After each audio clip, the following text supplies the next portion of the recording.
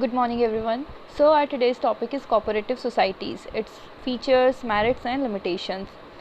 So let's start from the definition. क्या होती है cooperative society? देखो, cooperative society, it is an association of person or group of persons which join together for a common purpose. ठीक है, क्या होता है ये? एक एसोसिएशन ऑफ पर्सन है, ये कुछ लोगों का ग्रुप होता है जिसमें क्या करते हैं लोग, ये लोग आपस में ज्वाइन होते हैं किसी एक पर्टिकुलर कॉमन पर्पस के लिए, किसी एक कॉमन इंटरेस्ट के लिए आपस में एक वॉलंटरीली क्या होते हैं, रजिस्टर्ड करा सकते हैं खुद को। कोई भी फोर्सफुली मेंबर नहीं बनता, अपनी मर्ज़ी से आते हैं, फ़ंड देते हैं, ठीक है, कैपिटल देते हैं और साथ ही साथ क्या करते हैं, अपने आप को रजिस्टर कराते हैं इस सोसाइटी के अंदर। इन सब का एक ही मोटिव होता है, अपनी सोसाइटी के जो मेंबर्स हैं उनका वेलफेयर, ठीक है, welfare of members of the society. और सर्विस मोटिव होता है कि सर्विस प्रोवाइड करनी है और जो मेंबर्स हैं उनको क्या देना है, उनके वेलफेयर के लिए, कि उनको ज़्यादा से ज़्यादा उनका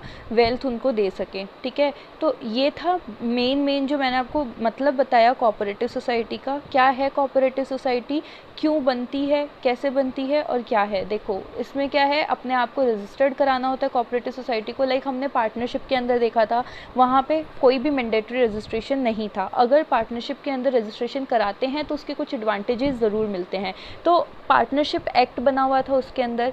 और हमने देखा सोल प्रोप्राइटरशिप में, सोल प्रोप्राइटरशिप में कहीं कोई कंपलसरी रजिस्ट्रेशन नहीं था, कहीं रजिस्टर्ड कराने की ज़रूरत नहीं थी। बस कुछ ऐसे केसेस होते हैं जो अगर ऐसे कोई बिज़नेस कर रहे हैं जहाँ लाइसेंस रिक्वायर्ड होता है तो वो लाइसेंस लेते हैं। फिर हमने देखा हिंदू अनडिवाइडेड फैमिली का, HUF का। HUF क्या होता है, HUF के अंदर भी कोई कंपलसरी रजिस्ट्रेशन नहीं होता है, क्योंकि वो एंसेस्ट्रल्स की प्रॉपर्टी पे काम कर रहे होते हैं और वो पहले से ही जो भी मेंबर आता है, मतलब जो न्यू बॉर्न होता है, वो क्या है, अपना उसका स्टेटस भी मेंबर का हो जाता है। यहाँ पे क्या होता है, यहाँ पे इसको रजिस्टर्ड करवाना पड़ता है खुद को। कंपलसरी रजिस्ट्रेशन होता है कोऑपरेटिव सोसाइटीज़ एक्ट 1912 के अंदर, ठीक है।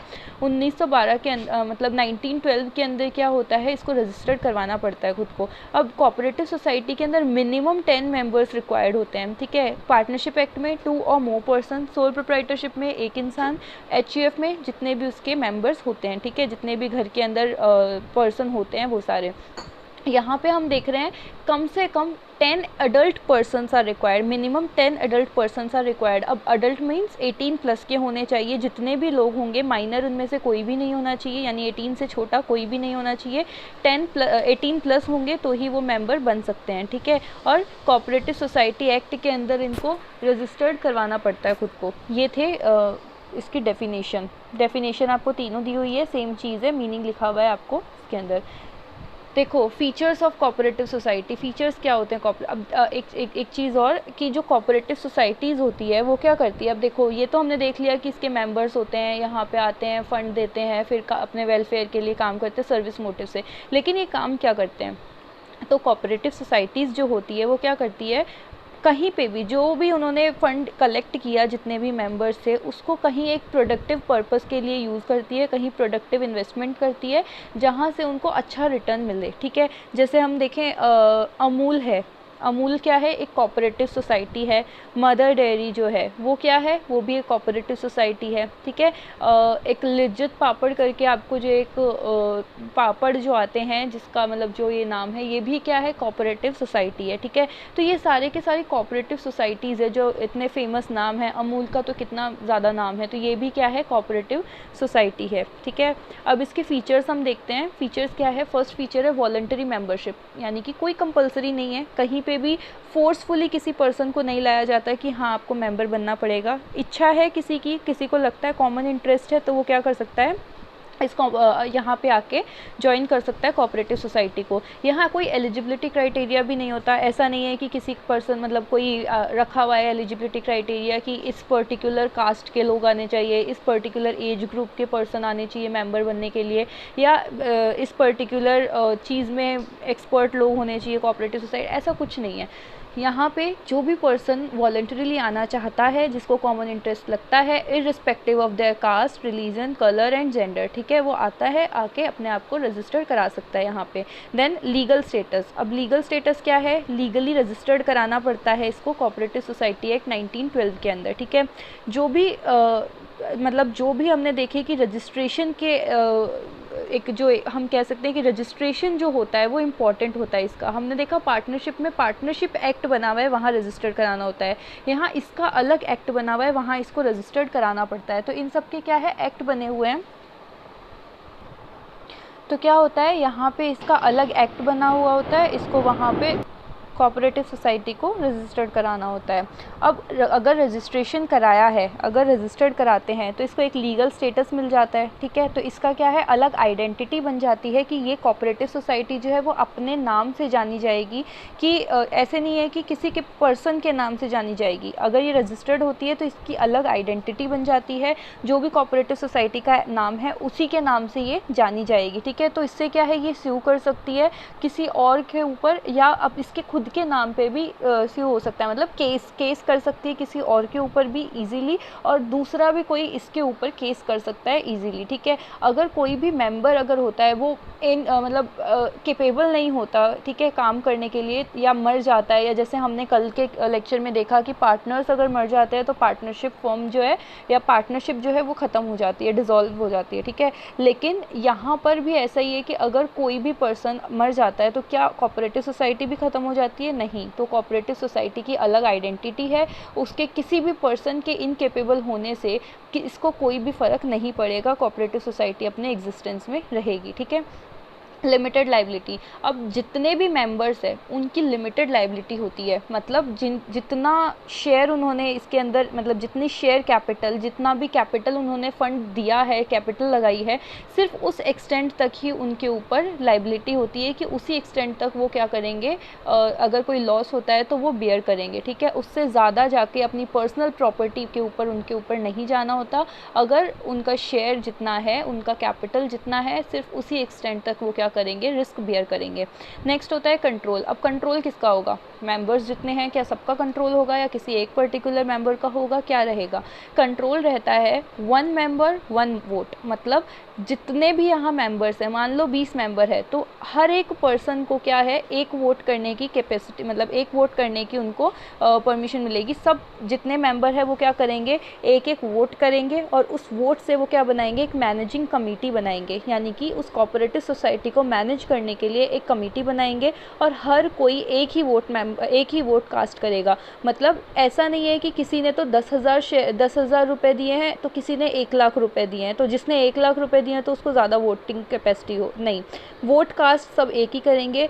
कोई फ़र्क नहीं पड़ता कि उन्होंने कितनी कैपिटल इन्वेस्ट की है, ठीक है। तो उन सब वो क्या करेंगे, वोट देंगे, और वोट देके मैनेजिंग कमेटी बनाएंगे, ठीक है। Then service motive, service motive होता है इसका, मतलब अपने मेंबर्स को सर्विस प्रोवाइड कराना, जो भी मेंबर्स हैं उनके वेलफेयर के लिए काम करना। तो ये सब मेन मोटिव इनका क्या होता है, सर्विस मोटिव होता है।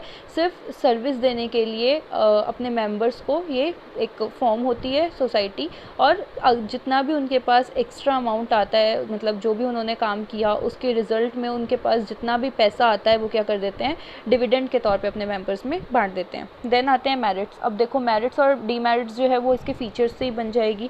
पहला, equality in voting status, same वही है जो हमने कंट्रोल में देखा, 1 पर्सन 1 वोट, मतलब जितने भी वोट पर्सन्स है यहाँ पे उन सबको इक्वल वोटिंग राइट मिलेगा। ऐसा नहीं है कि किसी को 2, किसी को 3, किसी को 4, सबको एक ही वोट मिलेगा, इक्वल वोटिंग राइट सबके पास में होगा।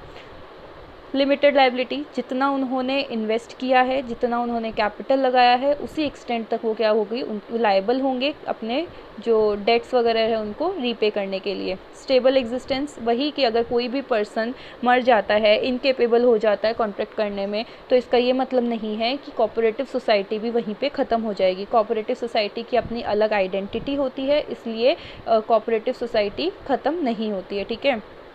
Economies in operation, economy in operation में क्या है, ये लोग मेन इनका एम रहता है कि डायरेक्ट जो भी कंज्यूमर्स है या फिर डायरेक्ट जो पर्सन है, मतलब जो सप्लायर्स है, उनसे कांटेक्ट करें। इसमें क्या चाहते हैं ये लोग कि जो कॉस्ट कम करना, जो मिडल मैन की कॉस्ट होती है वो कम करना चाहते हैं, डायरेक्ट कांटेक्ट करते हैं कस्टमर्स और प्रोड्यूसर्स से। तो इसमें क्या है, कोई भी रिस्क नहीं रहता है बैड डेट्स का, कि कहीं पैसा डूबने का खतरा नहीं है। तो यहाँ पे इकोनॉमी इन ऑपरेशन का मतलब जितना भी इनके काम चल रहे हैं, जितने भी ट्रांजेक्शन्स हो रहे हैं, उसमें ये लोग कॉस्ट को कम करते हैं, कॉस्ट कट करके बैड डेट्स का खतरा कम करते हैं। करते हैं। बैड डेट्स क्या होते हैं? पैसा डूबने के चांसेस, कि हाँ डेटर्स वगैरह जो है हमने उधार पे माल दिया, क्रेडिट सेल्स किया और कल को क्रेडिट जो हमारा हमने क्रेडिट सेल्स किया तो उस पर हमें रिटर्न नहीं मिला, हमें जो हमने पैसा दिया था वो रिफ़ंड नहीं आया, ये सब तो ठीक है, वो बैड डेट्स में वो आता है। Then support from government. अब देखो वेलफेयर के लिए काम कर रही है तो गवर्नमेंट सपोर्ट करेगी। इसका मेन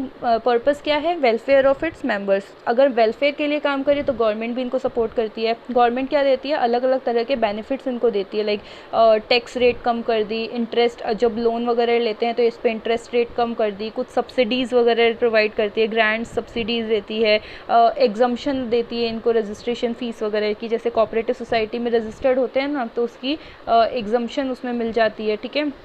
तो बहुत सारे ऐसे बेनिफिट्स गवर्नमेंट की तरफ से उनको दिए जाते हैं। Then ease of formation, easy formation, मतलब ईज़ ऑफ फॉर्मेशन में क्या है? कोई इसमें बहुत लीगल फॉर्मेलिटीज़ बहुत ज़्यादा नहीं है, बहुत ज़्यादा इनको अलग अलग तरह के लाइसेंसिंग वगैरह रिक्वायर्ड नहीं होती, बहुत ही ईजी फॉर्मेशन होता है, ईजीली रजिस्टर्ड हो जाते हैं कोऑपरेटिव सोसाइटी में। मिनिमम 10 अडल्ट पर्सनस रिक्वायर्ड होते हैं इसको फॉर्म करने के लिए। देन देखो लिमिटेशंस क्या होती है कोऑपरेटिव सोसाइटी की, ये भी उसी से फीचर्स में हमने देखी है कई लिमिटेशन। फर्स्ट है लिमिटेड रिसोर्सेज और लैक ऑफ फंड्स। अब देखो क्योंकि एक पर्सन को एक ही वोटिंग राइट मिलेगा, कोई पर्सन तो लेकर आ रहा है 10,000, कोई लेकर आ रहा है 1,00,000, तो जो 1,00,000 वाला है, मतलब जिसने 1,00,000 कैपिटल दिया है, वो क्या सोचेगा कि मुझे भी तो एक ही वोट का राइट मिल रहा है, मतलब वोटिंग राइट तो मेरे भी कम है, तो फिर मैं क्यों इतना पैसा लगाऊं, मैं भी कम लगाता हूं। तो क्या रहता है इसमें, हर कोई जब ये सोचने लगता है कि हमारा इतना अमाउंट हम इन्वेस्ट कर रहे हैं तो भी हमें कोई खास इसका रिजल्ट नहीं मिल रहा है, कुछ खास इसका बेनिफिट नहीं हो रहा है, तो क्या करेंगे? लिमिटेड फंड लगाएंगे। तो जितने कम ये लोग फंड्स लगाएंगे, जितने कम कैपिटल ये इन्वेस्ट करेंगे, तो उतना ही सोसाइटी को, कोऑपरेटिव सोसाइटी को कहीं ना कहीं इस चीज़ का डिसएडवांटेज होगा कि वो लोग अपने जो ऑपरेशन या अपना जो काम कर रहे हैं वो उसको बढ़ा नहीं पाएगी, बहुत ज़्यादा उसको बढ़ा नहीं पाएगी, ज़्यादा उसको एक्सपेंड नहीं कर पाएगी, ठीक है।